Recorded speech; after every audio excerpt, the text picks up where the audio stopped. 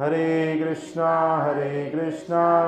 कृष्णा कृष्णा हरे हरे, हरे राम राम राम हरे हरे। तो हम आज श्री उपदेशामृत से 8 नंबर का श्लोक लेंगे।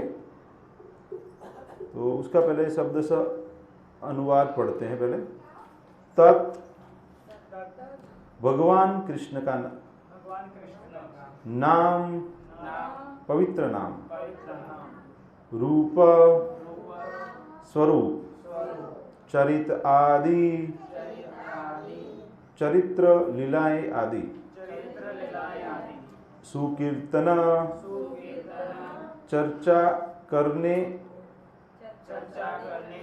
या उत्तम रीति से कीर्तन करने में, अनुस्मृत्यो हो तथा स्मरण करने में, क्रमेण धीरे धीरे, रसना जीव, मनसी तथा मन, नियोज्य लगाकर, तिष्ठन रहते हुए, व्रजे व्रज में, तत् भगवान कृष्ण को, अनुरागी अनुरक्त जन व्यक्ति, अनुगामी पीछे पीछे चलते हुए, कालम काल या समय को, नएत उपयोग करना चाहिए, अखिलम पूर्ण, इति इस प्रकार, उपदेश का, सारम सार, मूल तत्व। श्लोक में एक बार उच्चारण करूंगा, उसके बाद आप बोलिए। तन्नाम रूप चरिदादि सुकीर्तनानु,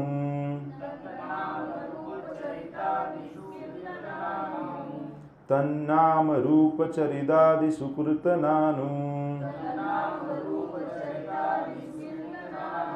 स्मृत्योः क्रमेण रसना मनसि नियोज्य,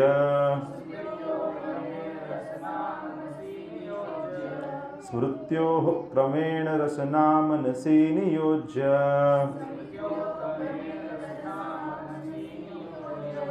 तिष्ठन् व्रजे तदनुरागी जनानुगामी,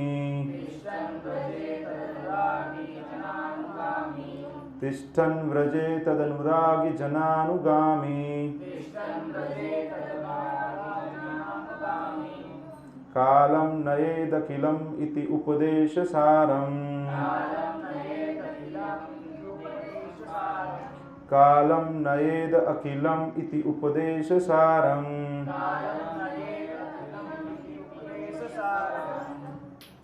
बोलिए कोई प्रभु जी में से। तन्नाम रूप चरितादिषु कीर्तनानु, तन्नाम रूप चरितादिषु कीर्तनानु, कृत्यो क्रमेण रसना मनसि नियोज्य,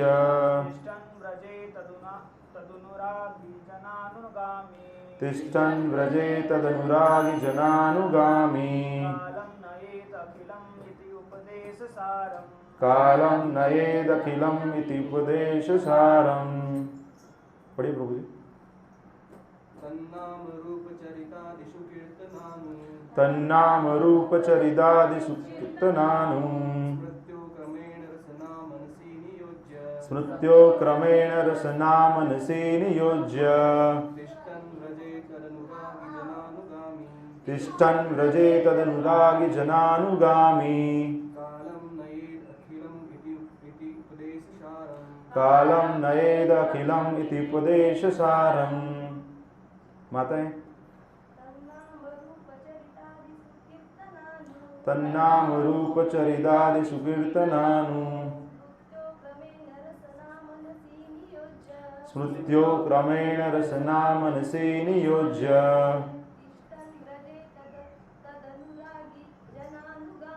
तिष्ठन् व्रजेत तदनुरागी जनानुगामी कालं नयेदखिलम् इति उपदेशसारम्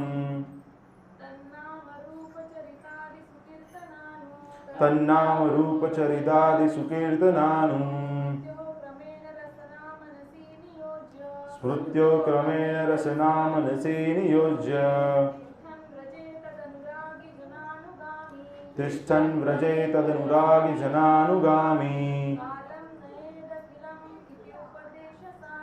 कालं नयेदखिलम् इति उपदेशसारम्। और कोई पढ़ेंगे? हरे कृष्ण। सो तन्नाम रूप चरितादि सुकीर्तनानु स्मृत्यो क्रमेण रसना मनसि नियोज्य तिष्ठन् व्रजे तदनुरागी जनानुगामी कालं नयेदखिलम् इति उपदेश सारम। अनुवाद और तात्पर्य श्रील प्रभुपाद जी के द्वारा। श्री प्रभुपाद जी की अनुवाद।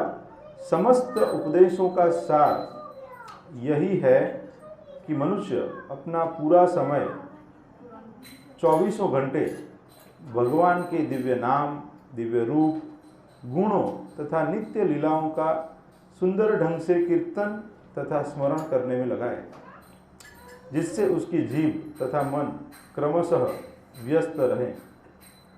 इस तरह उसे व्रज यानी कि गोलोक वृंदावन धाम में निवास करना चाहिए और भक्तों के मार्गदर्शन में कृष्ण की सेवा करनी चाहिए।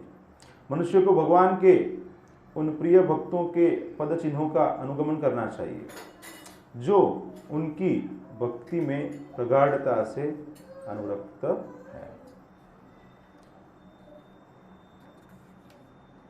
तो यहाँ पे एक एक क्रम में ऊपर जा रहे हैं। जो पहला श्लोक है जो हम उसमें देखते हैं, तो वाचो वेगम मनस क्रोध वेगम जीवा वेगम उदर उपस्थ वेगम एतान वेगान यो विषहेत धीर सर्वामपि मां पृथ्वी च शिष्या। तो कैसे हम भक्ति में शुरुआत करें, तो हमारे जो अलग अलग प्रकार के जो 6 वेग हैं उसको कैसे कंट्रोल करना है उसके बारे में पहले श्लोक में बताया। फिर दूसरे और तीसरे श्लोक में तो भक्ति के लिए कौन सी चीज़ें प्रतिकूल है और कौन सी चीज़ें अनुकूल है। तो बताते अत्याहार प्रयासश्च प्रजल्पो नियमाग्रह जनसंघर्ष लौल्यश्च षड्भिर्भक्ति विनश्यति। तो इससे भक्ति विनाश हो जाती है। उसके आगे बताते हैं कि उत्साहात निश्चयात धैर्यात तत्त कर्म प्रवर्तनात् संग त्यागात् सतो वृत्ते षड्भिर्भक्ति प्रसिद्धति। तो ये जो 6 क्रियाएं हैं उससे हमारी भक्ति आगे बढ़ती है। उसके बाद चौथे श्लोक में भक्तों के बीच में प्रेम में आदान प्रदान कैसे कर सकते हैं उसके बारे में बताते हैं। ददाति प्रतिगृह्णाति गुह्यमाख्यति पृच्छति भुंक्ते भोजते चैव षड्विधम प्रीति लक्षणम।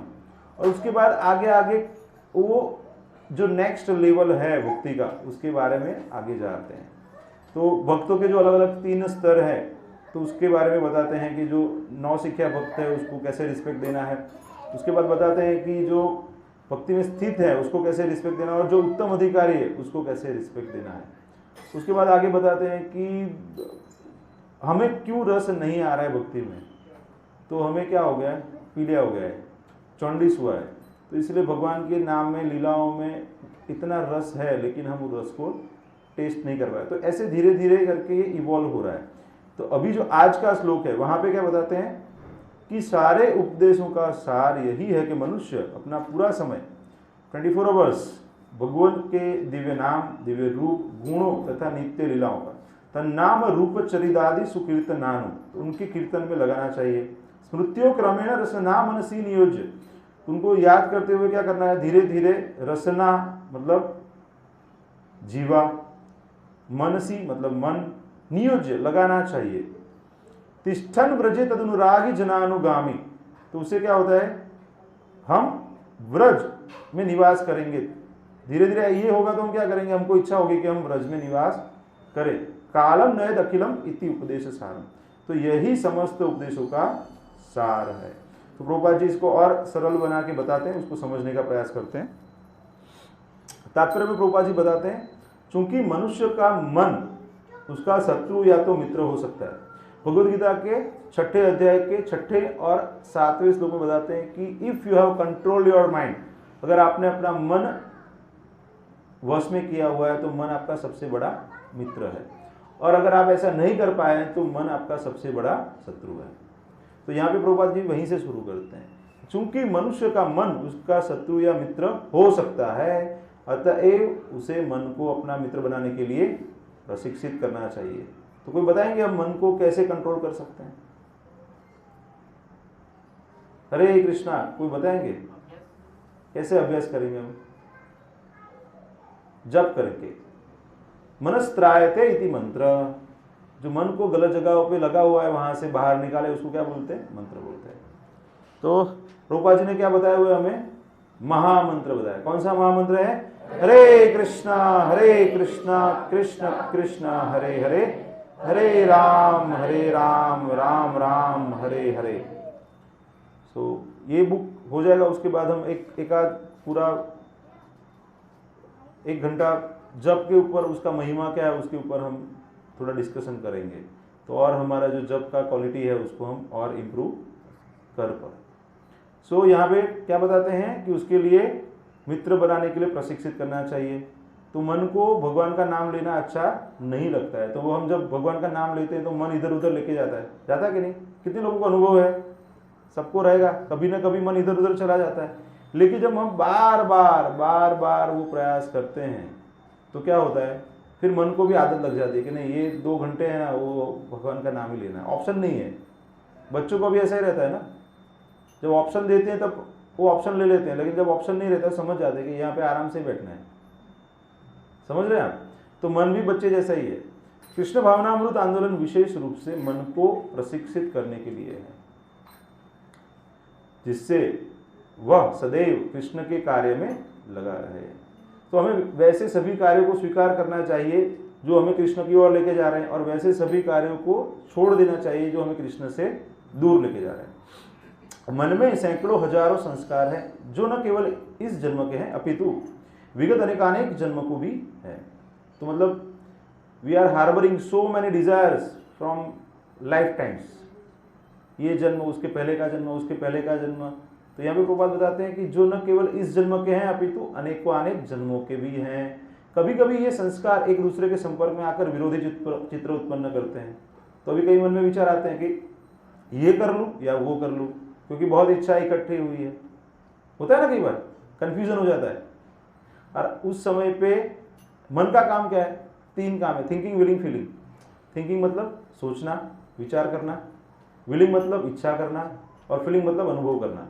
साथ साथ में मन में क्या रहते? पूर्ण अपूर्ण इच्छाएं, पहले जो इच्छाएं थी पूरी नहीं कर पाए वो इच्छाएं भी है, साथ में पुराने अनुभव भी है। तो उससे क्या होता है, ऐसा कई बार मन हमारे सामने चित्र खड़ा कर देता है। सपने आते हैं ना, जब सबकॉन्शियस माइंड में हम सोते हैं तब क्या होता है, वो सब धरातल पे आ जाता है, जो अंदर है वो सब बाहर आता है। और कई बार हम सपने में से जाग जाते हैं तो अरे ऐसा कैसे हमको विचार आ रहे हैं, ऐसा लगता है ना कई बार। जो अभी की लाइफ में हम नहीं है उससे अलग ही कुछ सोच रहे हैं, कुछ अलग ही अनुभव कर रहे हैं। तो कभी कभी ये संस्कार विरोधी चित्र उत्पन्न करते हैं। इस प्रकार मन का कार्य बद्ध जीव के लिए खतरनाक बन सकता है। तो मन का कार्य कैसा है? अगर कंट्रोल किया तो ही अच्छा है, अगर कंट्रोल नहीं है तो क्या हो गया, घोड़ों जैसा है।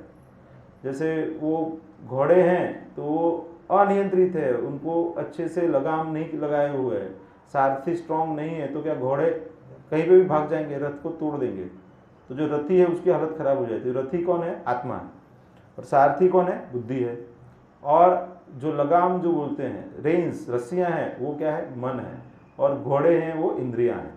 तो हमारी इंद्रियां हमें अलग अलग जगह पे लेके जा सकती है। तो उसके लिए हमें बुद्धि को भगवान की सेवा में लगाना चढ़ेगा। और बुद्धि अगर भगवान की सेवा में लगेगी तो फिर क्या, मन अपने आप नियंत्रित हो जाएगा।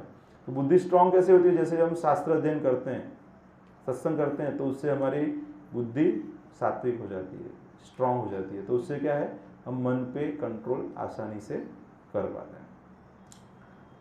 इस प्रकार मन का कार्य बद्ध जीव के लिए खतरनाक बन सकता है। मनोविज्ञान के विद्यार्थी मन के विविध मनोवैज्ञानिक परिवर्तनों से भली भांति परिचित है।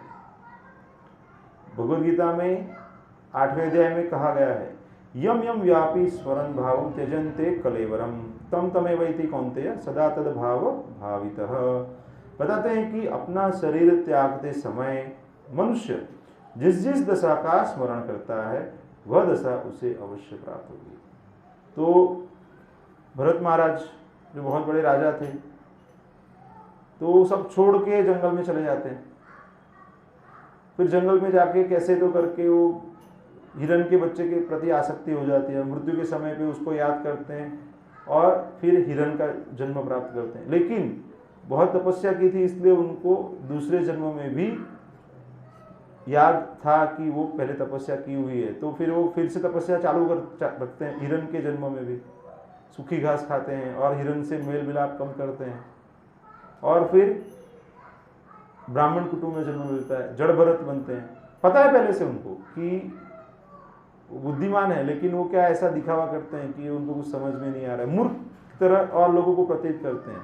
और हम क्या करते हैं, हम अपना स्मार्टनेस दिखाने का प्रयास करते हैं। हम है नहीं, हम है मूर्ख, लेकिन हम क्या करते हैं कि थोड़ा बहुत जो है वो हम और लोगों को दिखाना।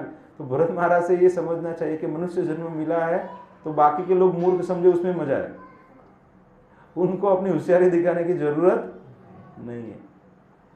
तो उससे क्या फायदा होता है, तो वो भगवत प्राप्ति आसानी से कर पाते हैं। उनके जीवन में अलग अलग अनुभव होते हैं। उनको राजा रघुगण के साथ एक्सपीरियंस होता है, काली माता के कुछ भक्त हैं उनको बलि के लिए लेके जाते हैं। तो हर एक जगह पे वो संभव रहते हैं। तो जीवन में जो परिस्थिति आती है उसको स्वीकार कर लेते हैं और कृष्ण के ऊपर छोड़ देते हैं, तो कृष्ण हमारे लिए और अच्छी व्यवस्था कर देंगे। भगवान यही वेट करते हैं कि कब वो शरणागत हो जाए।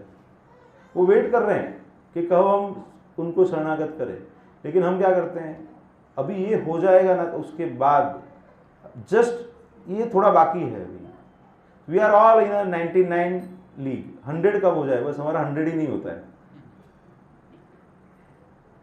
तो एक बार एक राजा को वो उसके वजीर को पूछते हैं कि सबसे सुखी व्यक्ति कौन रहेगा। तो बोलते हैं कि जब तक वो 99 लीग में नहीं आया ना तब तक वो सुखी है। तो बोले वो क्या है, तो वो दिखाते हैं कि गरीब व्यक्ति उसके घर में जाके 99 सोना मोहरे की थैली डाल देते हैं उसके अंदर, घर के अंदर। तो गिनते हैं तो 99, तो बोले 100 होना चाहिए। तो फिर से गिनते तो 99, तो बोले कि अभी ये 100 होना चाहिए हमारे पास। तो फिर क्या करते हैं कि जो थोड़े बहुत पैसे थे उसको भी बचा के एक सोना मोहर में कन्वर्ट करने के लिए और लाइफस्टाइल नीचे लेके आ जाते हैं। तो ऐसा तो नहीं है ना कि हम ऐसा कुछ 99 की लीग में लग गए हैं। अभी मेरे एक मित्र हैं, उनके बेटे के बारे में मेरी वाइफ टाइम टेबल बताते थे कि उसका हर रोज 7 सवा 7 बजे से लेके 2:30 बजे तक का स्कूल रहता है। फिर हफ्ते में 3 दिन वो म्यूजिक क्लास में जाता है, हफ्ते के 3 दिन वो स्विमिंग क्लास में जाता है, और सैटरडे को वो अलग से इंग्लिश सीखने जाता है और एक्स्ट्रा म्यूजिक क्लास भी सीखता है। तो मतलब उसको फ्री टाइम ही कहाँ है। अगर हम ये सब कर रहे हैं तो जाग जाने की आवश्यकता है। अगर नहीं कर रहे हैं तो ऐसा नहीं करना है, उसको बच्चा बने रहने दो। तो सबसे अच्छा समय वही रहता है जब हम बच्चे होते हैं, उसके बाद तो जिम्मेदारी आ जाती है ना। तो जो फ्रीडम है उसके अंदर बच्चों को भगवत ज्ञान दीजिए, तो धीरे धीरे धीरे धीरे वो जब बड़े होंगे तब उनको नेचुरली वही पसंद पड़ेगा। अदरवाइज तो क्या होगा, उसको वही मैथ्स, वो तो करने वाले ही है ना, मैथ्स साइंस, वो तो जैसे एग्जाम आएगा, हम लोग पढ़ते थे ना, तो एग्जाम तो आते ही तो पढ़ते ही है ना, उसका एक्सेस मत कर दीजिए। अति सर्वत्र वर्जयेत। मृत्यु के समय जीव के मन तथा बुद्धि अगले जीवन के लिए एक विशेष प्रकार के सूक्ष्म स्वरूप वाले शरीर का निर्माण करते हैं। यदि मन सहसा ऐसी वस्तु के संबंध में सोचता है जो हितकर नहीं है, तो उसे अगले जन्म में उसी के अनुसार जन्म लेना पड़ता है।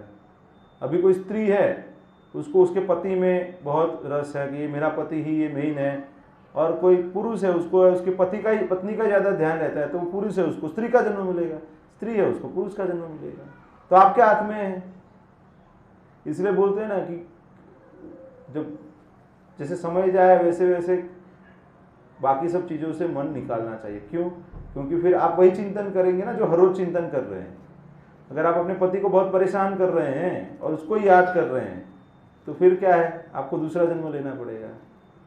और आपको आपके बच्चों का और पत्नी का ही चिंता है, भगवान की चिंता नहीं। तो भगवान बोले और सुखी हो जाओ और नेक्स्ट जन्म ले लो। नेक्स्ट जन्म में प्रॉब्लम ये है कि अभी तो मम्मी क्या है कि 6 महीना दूध पिलाती है, 2-5 साल ध्यान रखती है। नेक्स्ट जन्म में शायद मम्मी इतना ध्यान नहीं रखेगी। अभी मम्मियाँ थोड़े एडवांस हो रही है ना, देख रहे हैं ना आसपास में मम्मियों को, ठीक है। कई बार क्या वो मम्मी बच्चे को स्ट्रोलर में लेके निकलती है और वो फोन पे बिजी होती है।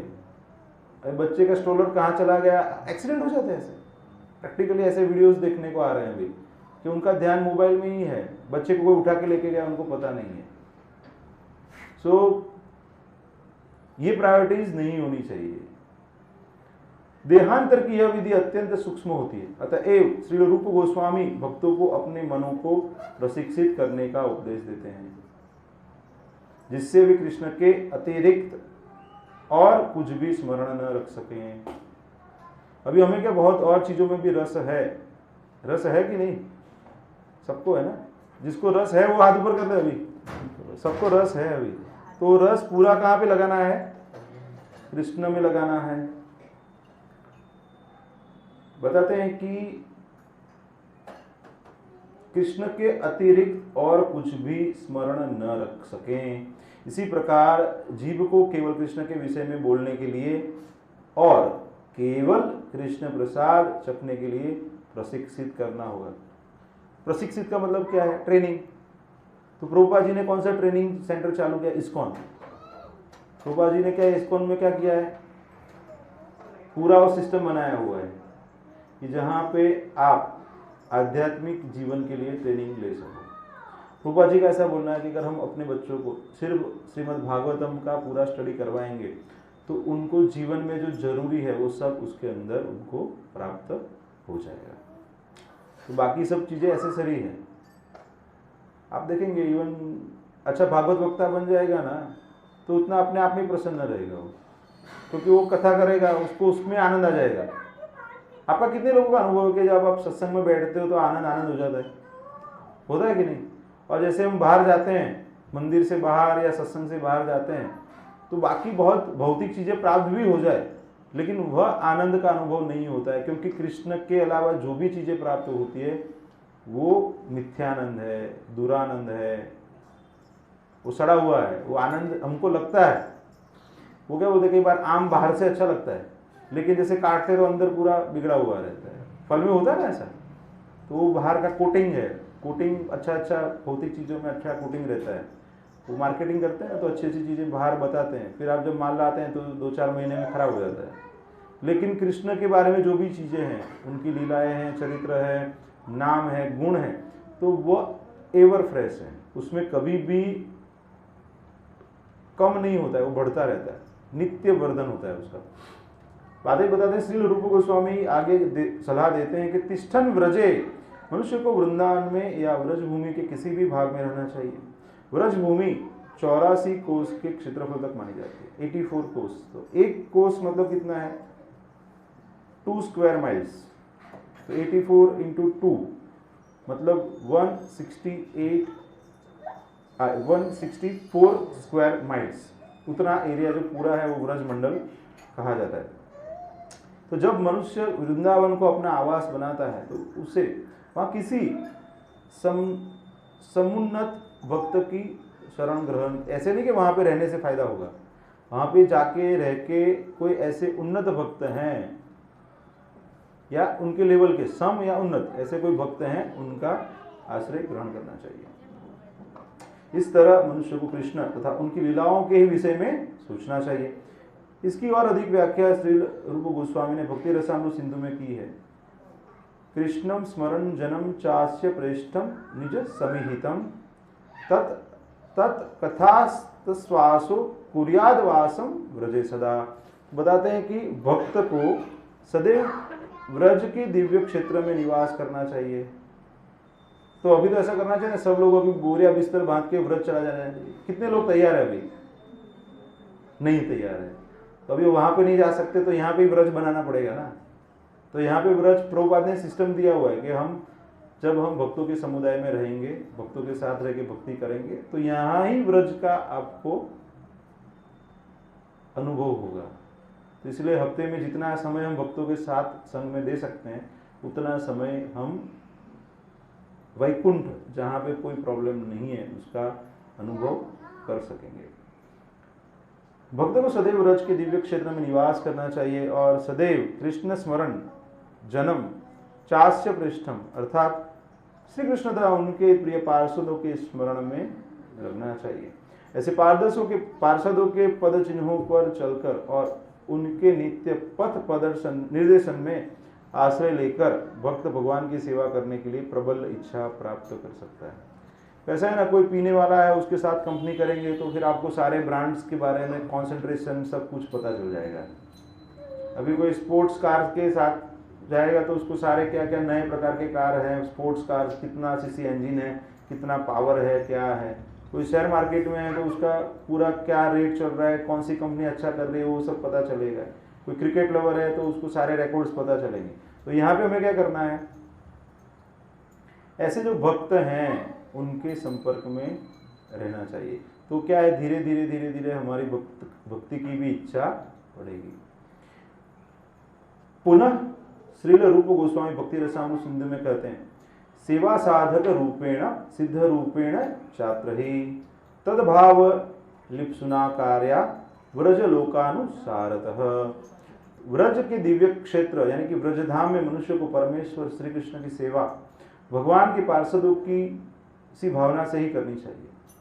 तो हम जो भी भक्त हैं उनको भगवान के पार्षद सेवक हैं तो भगवान की तरह ही उनको सम्मान देना चाहिए और उसे अपने आप को कृष्ण के किसी विशेष संगी के प्रत्यक्ष मार्गदर्शन के अंतर्गत रखकर उसके पद चिन्हों पर चलना चाहिए। तो हमें प्रभुपाद जी प्राप्त हुए हैं, उनकी पुस्तक प्राप्त हुई है, तो वहाँ पे प्रभुपाद जी ने जो पूरा मार्गदर्शन दिया है, प्रभुपाद जी ने बताया कि I will be there in my books. Prabhupada ji बोलते हैं ना वपु और वाणी, तो शारीरिक तौर पे शारीरिक रूप पे हमारे साथ नहीं है लेकिन पुस्तकों के माध्यम से ही is very close to us. तो भक्ति का स्वामी महाराज जो हैं वो ज़्यादा समय प्रभुपाद को नहीं मिल पाए थे लेकिन उनके पुस्तकों के माध्यम से वो उनसे बहुत करीब है। तो ऐसे ही हम भी प्रभुपाद के और करीब जा सकते हैं। यह विधि साधन यानी कि बंधन की अवस्था में संपन्न किया जाने वाला आध्यात्मिक अभ्यास तथा साध्य भगवत साक्षात्कार दोनों ही अवस्थाओं में लागू होती है। यानी कि अभी हम बेसिक अवस्था में हैं या एडवांस अवस्था में, कोई भी अवस्था में हैं तो ये हमें करना चाहिए। जब कोई सिद्ध पुरुष अर्थात आध्यात्मिक रूप से पूर्ण आत्मा होता है। श्री भक्ति सिद्धांत सरस्वती ठाकुर ने इस श्लोक पर निम्न प्रकार से टीका दी है, जिसने अभी तक कृष्ण भावनामृत में रुचि का विकास नहीं कर लिया है। तो हम सब वैसे ही है ना, अभी पूरी रुचि नहीं है, थोड़ा बहुत रुचि है, इसलिए हम लगते हैं फिर भूल जाते हैं।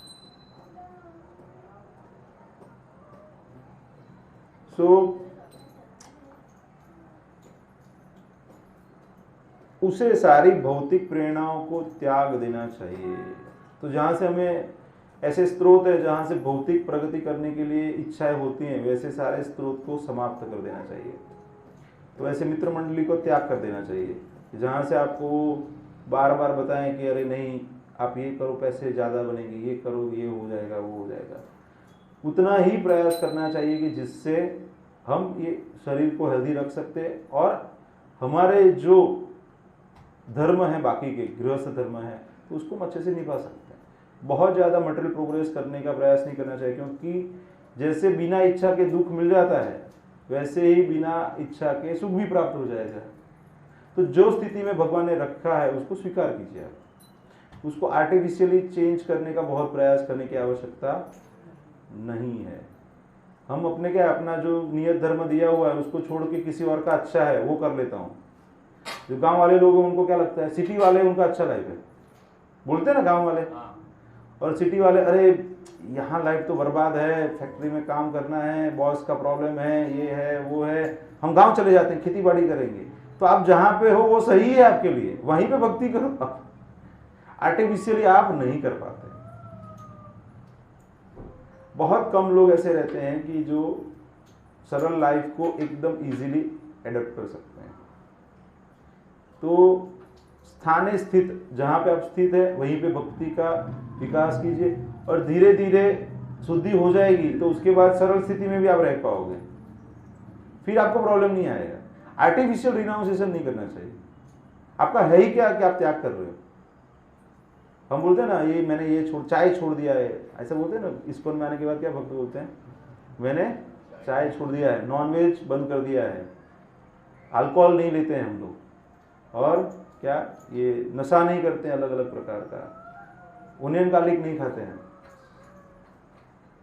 अरे तो गाय भी नहीं खाती है ना, गधा भी नहीं खाता है ना, तो उसमें आप में क्या फर्क है?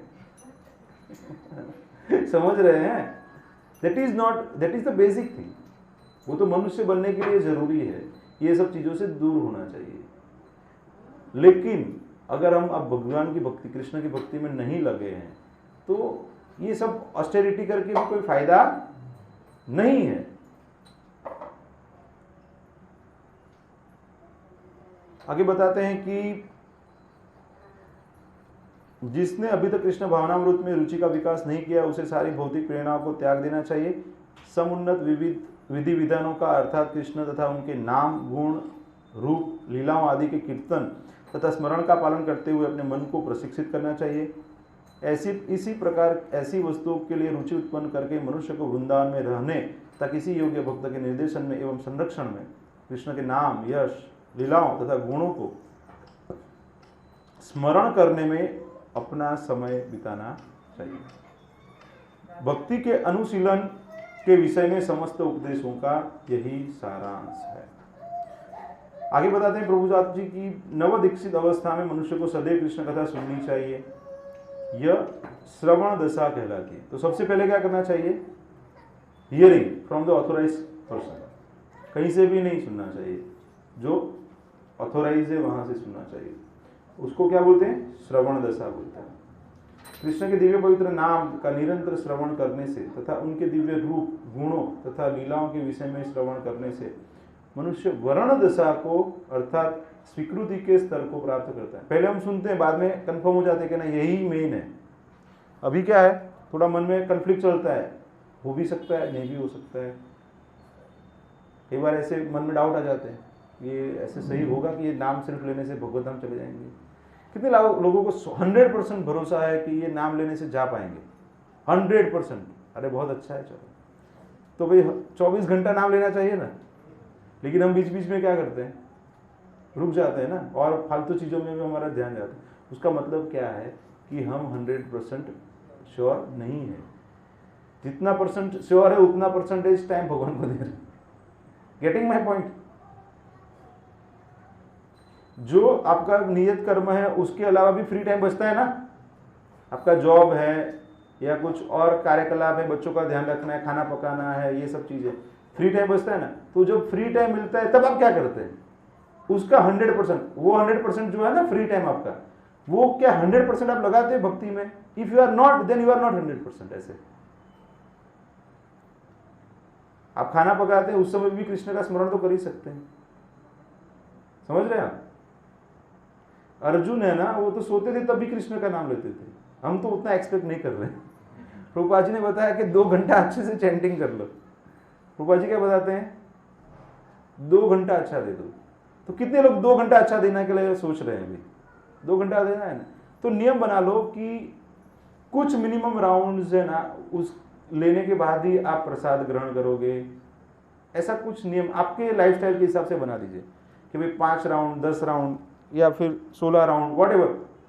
कुछ मिनिमम राउंड्स आप सुबह में कर लोगे, उसके बाद ही आप भोजन ग्रहण करोगे, प्रसाद ग्रहण करोगे। तो उससे फायदा क्या होगा पता है? भगवान प्रसन्न हो जाएंगे, इसने प्रायोरिटी रख दिया है मेरे लिए, तो भगवान बाकी का व्यवस्था वो कर देंगे।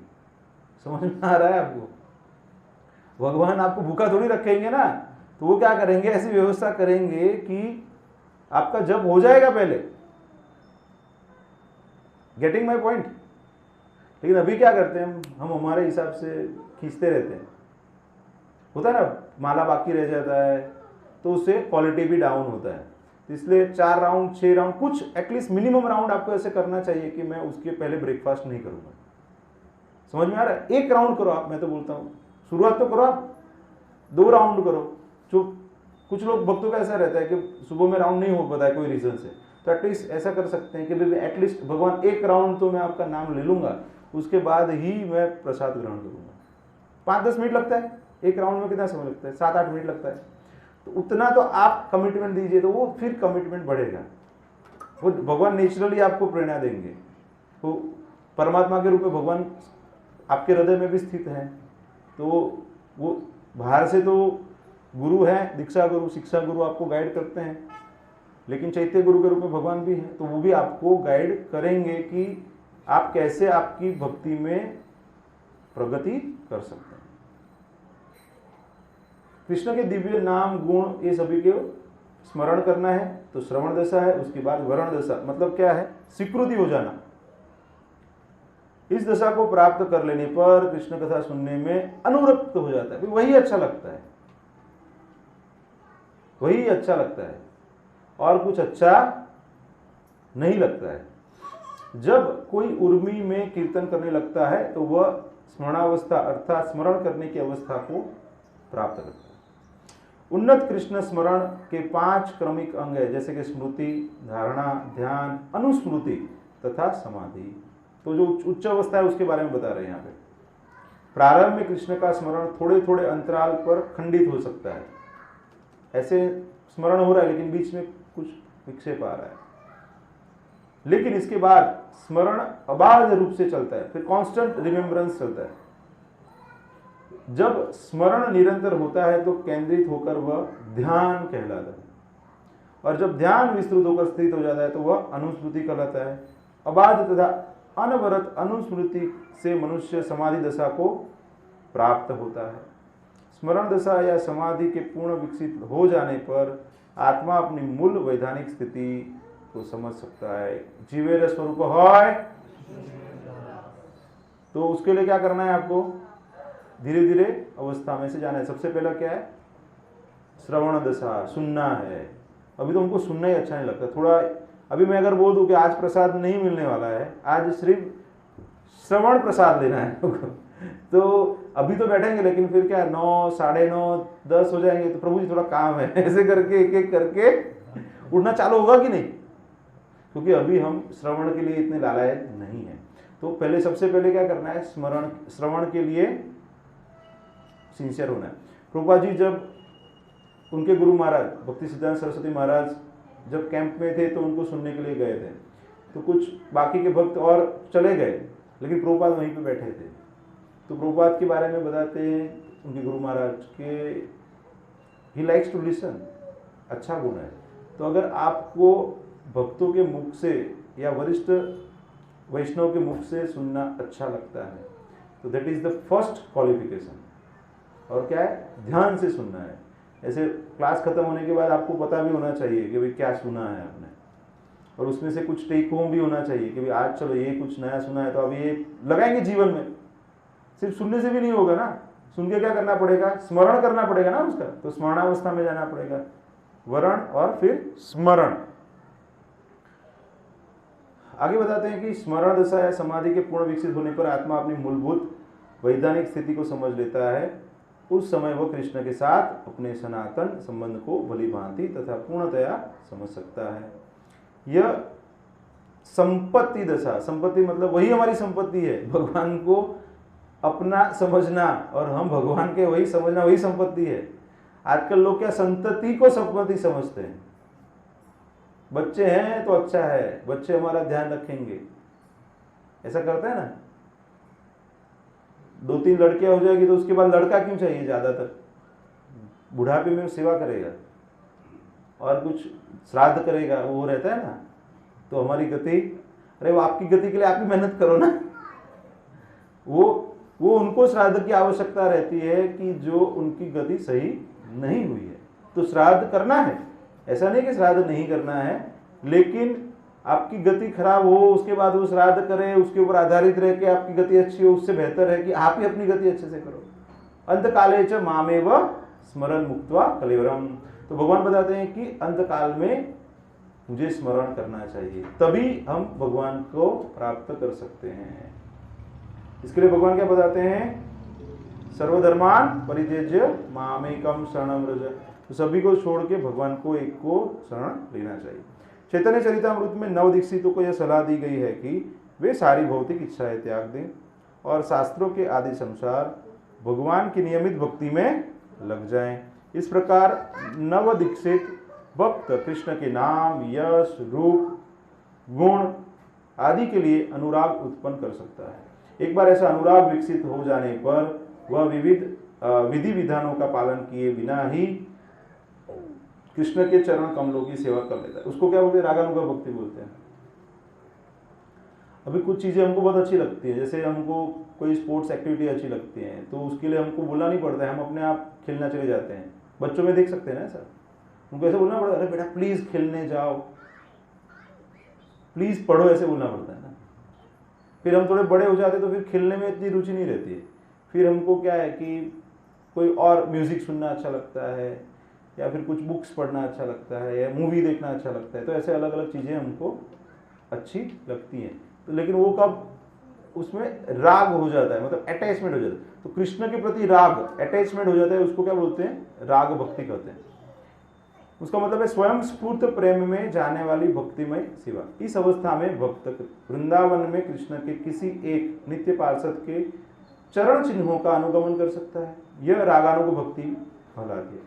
रागानुभक्ति अर्थात स्वयं स्फूर्त भक्तिमय सेवा वो 5 तरीके से कर सकते हैं। शांत रस में कर सकते हैं, फिर दास्य रस में कर सकते हैं, साख्य रस में कर सकते हैं, वात्सल्य रस में कर सकते हैं और उसके बाद माधुर्य रस में कर सकते हैं। तो यहाँ पे उदाहरण बताए हुए कि जब मनुष्य अपने को कृष्ण की गौओं के समान या लकुटी के समान या कृष्ण के हाथ की वंशी के समान या कृष्ण के गले में पड़ी पुष्पमाला के समान बनने की आकांक्षा करते हैं तो वो शांत रस है। वो एक स्थिति में रहते हैं, मिनिमम आदान प्रदान है, ज़्यादा आदान प्रदान नहीं है, तो शांत रस है।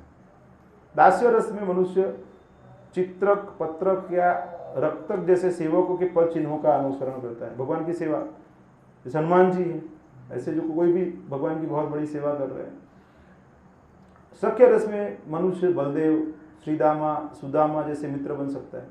वात्सल्य रस में मनुष्य नंद महाराज या यशोदा के समान बन सकता है।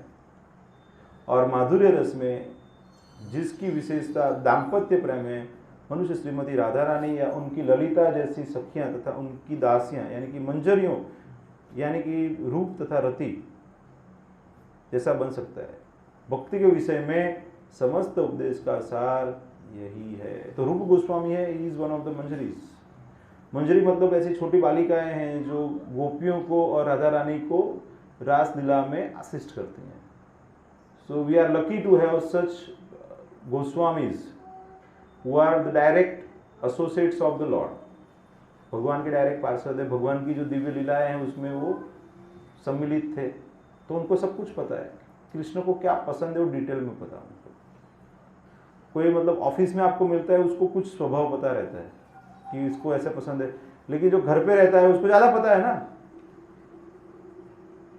अभी मेरा सन इधर है तो अभी आप थोड़ा उसको कुछ उसकी चीज़ें पता है, अभी घर पे आएंगे तो थोड़ा ज़्यादा पता रहेगा ना।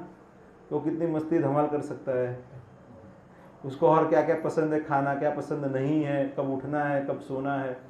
तो भगवान के जो पार्षद हैं, तो ગુજરાતીમાં કહેવત છે ને, મહિલા ગુણ તો મહાદેવજી જ જાણે, એવું છે। અંદરનું તો અંદરવાળાને જ ખબર હોય। सो उसका मतलब क्या है कि जो एकदम क्लोज है, तो सबसे जो क्लोज क्या है, माधुर्य रस है।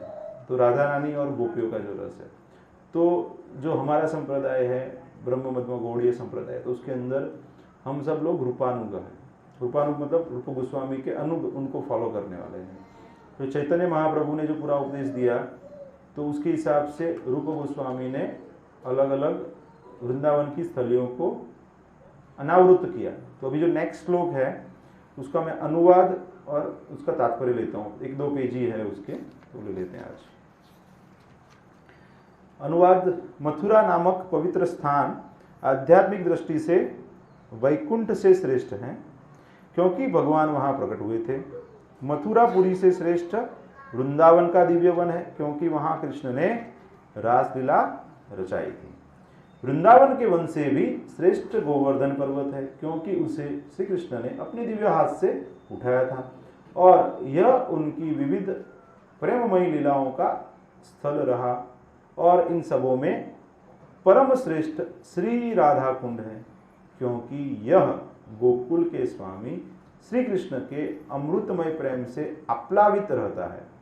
तब बोला, ऐसा कौन बुद्धिमान व्यक्ति होगा जो गोवर्धन पर्वत की तलहटी पर स्थित इस दिव्य राधा कुंड की सेवा करना नहीं चाहेगा। तो यहाँ पे ऐसे बताया कि वैकुंठ है, वैकुंठ से उच्च मथुरा धाम है, मथुरा से वृंदावन है, वृंदावन से श्रेष्ठ गोवर्धन है, गोवर्धन से श्रेष्ठ राधा कुंड है। तो ये श्रेष्ठता, दिव्यता में भी कंपटीशन है, ऐसा है, ये सब दिव्य है लेकिन उसके अंदर भी कंपटीशन है। तो यहाँ पे क्या बताते हैं कि ऐसा कौन रहेगा जो राधा कुंड है वहां पे उसकी सेवा करना नहीं चाहेगा। इसलिए वैष्णव में हमारे यहाँ पे ऐसे बताया जाता है कि राधा कुंड में स्नान नहीं करना चाहिए, उसकी सेवा करनी चाहिए। बाकी के जो लोग विजिट करते हैं तो वहाँ पे जाके नहाने के लिए उत्सुक रहते हैं, लेकिन हमें ऐसे बताया जाता है कि उसको हमें अंदर जाके नहाना नहीं करना चाहिए, वो ज़्यादा पवित्र है, हम उतने वो स्तर नहीं है कि हम अंदर जाके स्नान करें, तो हम उसको रिस्पेक्ट देना चाहिए। यहाँ पे तात्पर्य प्रभुपाद जी बताते हैं कि आध्यात्मिक जगत यानी कि वैकुंठ पूर्ण पुरुषोत्तम भगवान की संपूर्ण सृष्टि के 3/4 मतलब 75% है, भौतिक जगत 25% है, और यह सर्वाधिक उन्नत क्षेत्र है। आध्यात्मिक जगत स्वभावतः भौतिक जगत से श्रेष्ठ है, किंतु मथुरा तथा उनके निकटवर्ती क्षेत्र इस भौतिक जगत में होते हुए भी वैकुंठ से श्रेष्ठ माने जाते हैं, क्योंकि मथुरा में साक्षात भगवान स्वयं प्रकट हुए थे। ऐसे बताया जाता है कि जो भगवान का धाम है ना, वहाँ पे कोई असुर आते नहीं है। वहाँ पे असुर आते भगवान के धाम में, लेकिन यहाँ पे तो भगवान की ऐसी और लीला है कि जहाँ पे असुर आते हैं, फिर वो भगवान को नुकसान पहुंचाने का प्रयास करते हैं, फिर भगवान अलग अलग प्रकार की लीला, तो ये एडिशनल है। यहाँ पे जो लीलाएं होती है ना, वो ऊपर नहीं होती है, समझ रहे हैं आप। जो भगवत धाम है, वृंदावन धाम है, मथुरा धाम है, गोलोक वृंदावन है, तो वहाँ पे कुछ लीलाएं नहीं होती, वहाँ पे ये सब लीलाएं नहीं होती। लेकिन यहाँ पे जब भगवान आते हैं ना, तो ये वाली लीलाएं भी होती है, क्योंकि यहाँ पे असुर भी होते हैं, तो वो वाली एक्स्ट्रा है, समझिए आप। तो ये भौतिक जगत में है, लेकिन वो वैकुंठ से श्रेष्ठ हैं, ऐसे बता रहे हैं यहाँ, क्योंकि मथुरा में साक्षात भगवान स्वयं प्रकट हुए थे। वृंदावन के भीतरी जंगल मथुरा से श्रेष्ठ माने जाते हैं, क्योंकि इसमें ऐसे 12 वन हैं, जैसे कि तालवन, मधुवन, बहुलावन इत्यादि, जो भगवान की विविध लीलाओं के लिए प्रसिद्ध हैं। इस प्रकार वृंदावन का आंतरिक वन मथुरा से श्रेष्ठ माना जाता है, किंतु इन वनों से भी श्रेष्ठ गोवर्धन पर्वत है, क्योंकि कृष्ण ने इसे देवताओं के राजा इंद्र द्वारा क्रुद्ध होकर की गई मूसलाधार वर्षा से अपने संगी व्रजवासियों की रक्षा करने के लिए अपने कमल सदृश सुंदर हाथ से छाती की भांति उठा दिया था। गोवर्धन पर्वत पर ही कृष्ण अपने गोप मित्रों के साथ गौवें चराते थे, और वहीं पर वे अपनी प्रियतमा श्री राधा से मिला करते थे और उसके साथ प्रेममयी लीला करते थे। गोवर्धन पर्वत की तलहटी पर स्थित राधा कुंड इन सबों से श्रेष्ठ है, क्योंकि यह वही स्थान है जहाँ कृष्ण का प्रेम उफनता रहता है, मैक्सिमम लव, तो वो वहाँ पे राधा कुंड के पास है, क्योंकि वह वही स्थान है। उच्च कोटि के भक्त राधा कुंड में निवास करना अधिक पसंद करते हैं, क्योंकि यह स्थान कृष्ण तथा राधा रानी के पारंपरिक सनातन प्रेम व्यापार की अनेक स्मृतियाँ रति विलास का स्थल है। तो प्रभुपाद जी बताते हैं कि हम बहुत निम्न कक्षा के जीव हैं, इसलिए हमें भगवान के अंतरंग प्रेममय संबंधों के बारे में जानने के लिए जिज्ञासा अभी नहीं करनी चाहिए।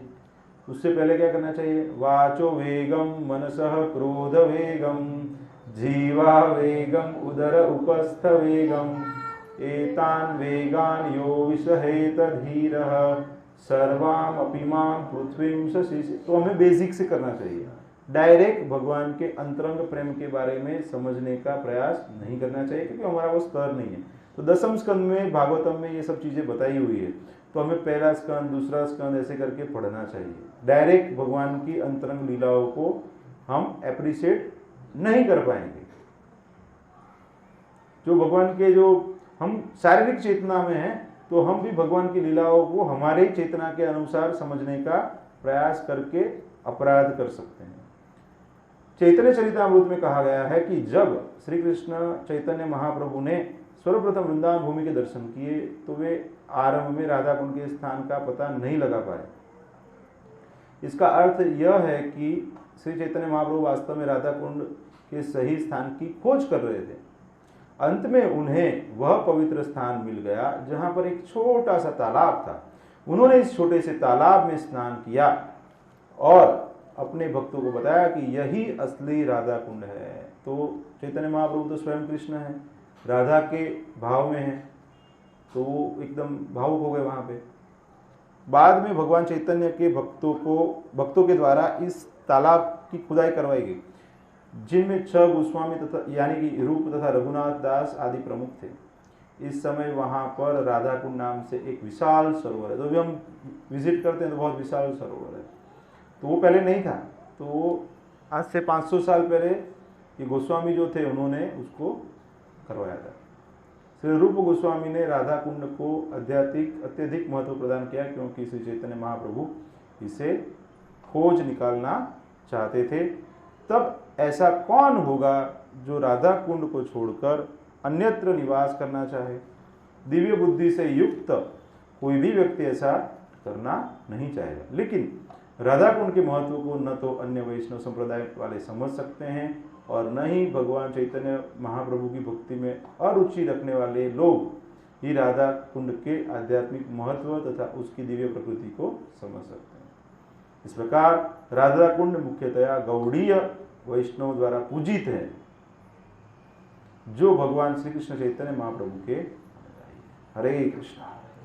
तो अभी किसी को कोई प्रश्न है तो पूछ सकते हैं, कोई कमेंट है, कुछ अनुभूति है बता सकते हैं आपको कुछ।